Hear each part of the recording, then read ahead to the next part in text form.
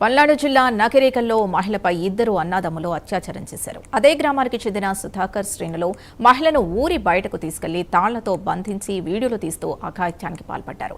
తర్వాత ఇంటికెళ్లి సుధాకర్ అనే వ్యక్తి మరోసారి అత్యాచార యత్నం చేశాడు. వెంటనే మహిళ పోలీసులకు ఫిర్యాదు చేసింది. దాంతో నిందితులు ఇద్దరూ అక్కడి నుంచి పరారయ్యారు.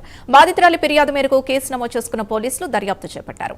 సుధాకర్ అనే వ్యక్తిపై గతంలోనూ పలు అత్యాచార కేసులున్నట్టు పోలీసులు చెబుతున్నారు.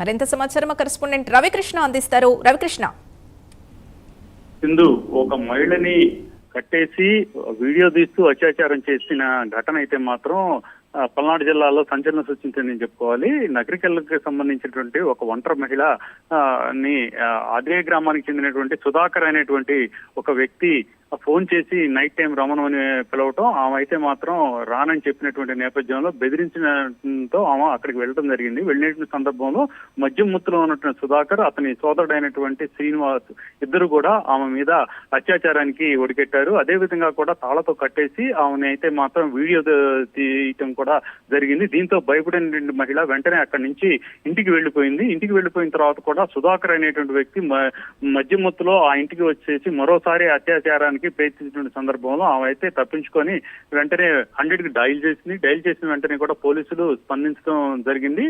పోలీసులు అక్కడికి వచ్చేసరికి ఈ ఎవరైతే సుధాకర్ ఉన్నాడో సుధాకర్, అదే విధంగా అతని సోదరుడైనటువంటి శ్రీనివాస్ ఇద్దరు కూడా అక్కడి నుంచి పారిపోవటం జరిగింది. ఈ సుధాకర్ అనే వ్యక్తి అక్కడ నగరికల్ కి సంబంధించి అతనైతే మాత్రం అక్కడ ఉన్నటువంటి సచివాలయంలో లైన్ మెన్ గా పనిచేస్తూ ఉన్నాడు. గతంలో కూడా ఇలానే ఒక మహిళని వేధించినటువంటి సందర్భంలో రాజుపాలెంలో అతని మీద కేసు నమోదైనట్లు తెలుస్తుంది.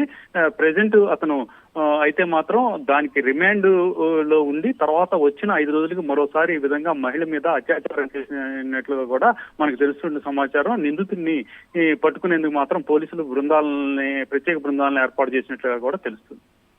Thank you Ravikrishna.